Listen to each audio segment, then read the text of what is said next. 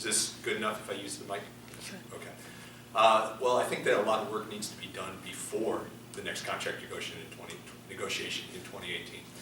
And the first thing that needs to happen, and this should happen no matter whether our team is elected or not, but the city colleges needs to demand and achieve their own set of constitution and bylaws for city colleges.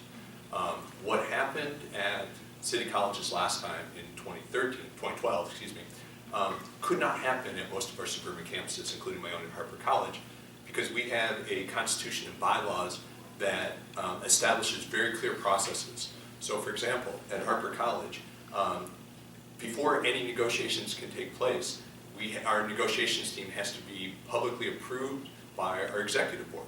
So everyone knows who's negotiating a contract. There is no such thing as secret negotiations. Once negotiations take place, these things are all spelled out in our constitution and bylaws. Once the negotiations team reaches a tentative agreement at the table, it then has to be presented to our executive board before it can go to our membership, and there are timelines put in place for how all these things occur.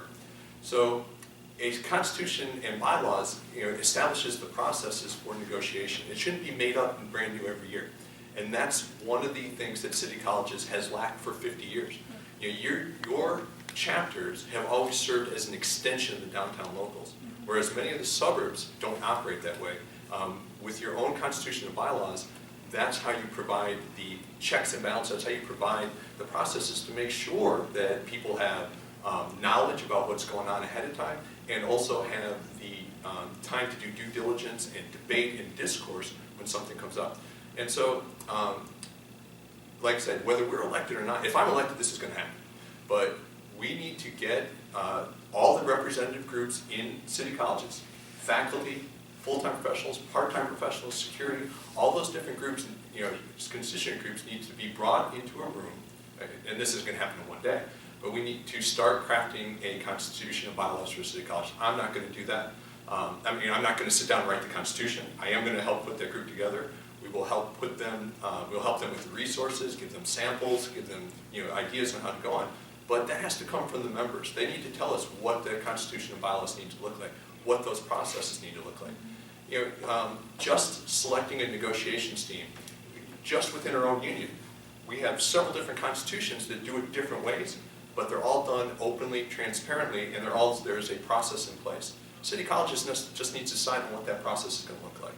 And so that should happen no matter who's the next president, but I guarantee you that that's one of the first things we're going to do if I'm elected. It has to happen. Well, that sounds very reasonable, but why hasn't that happened in the city colleges system? Is it just the centralized structure of the city colleges bylaws, or what is it? As far as I know, there's nothing that has prevented it except for for a lack of will and initiative from both. It hasn't come from the ground up, and it certainly hasn't come from the top down. I'm not. I'm at Harper College. I'm not in the city colleges on a day-to-day basis, but if you ask me what my sense of it is that the system was put in place, kind of built. The local was put in place, or built around city colleges, and going all the way back, almost 50 years now to when Norm Swenson built the union. I think they liked having the control downtown. What a constitution and bylaws does is it gives much more autonomy at the chapter level than much more of the day-to-day control at the chapter level. And that's how we do things, again, at many of our suburban chapters. That's not being done in the city. And that, to me, is a flaw, it's a weakness. And that allows some things like, surprise, you've got a new contract for the next 5 years to happen. As I said, that just, not only does it not happen, it just can't happen if you put these things in place, and we have them in place at other chapters. There's no reason it shouldn't happen. Okay, so a related question to that is how will you assure transparency, especially with the contract negotiations?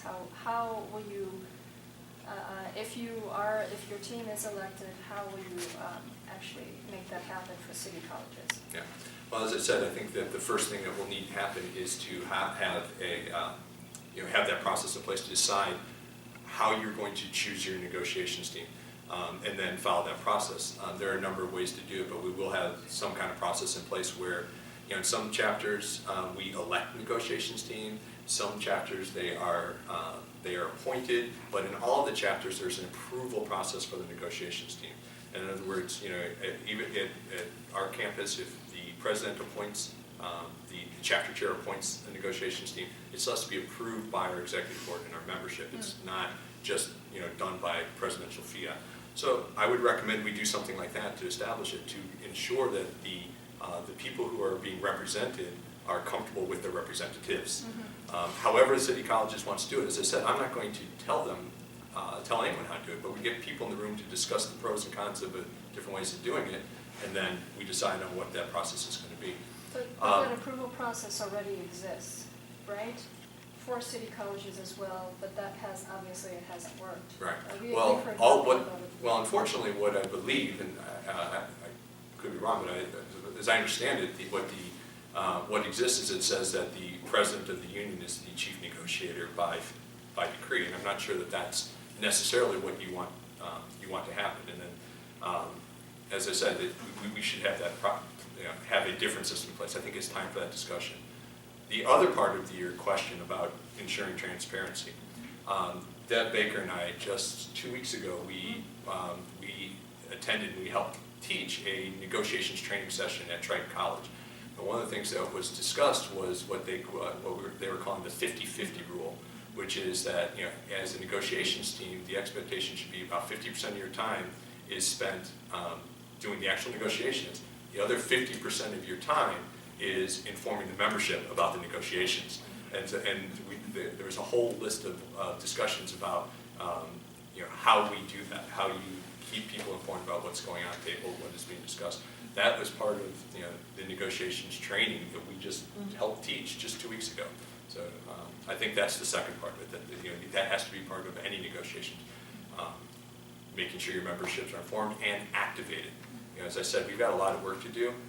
Our membership needs to be, we need to get our fair share of people signed up before any negotiations takes place. We've made some progress on that, but still some of our campuses are still weak on that area. We need to do a much better job.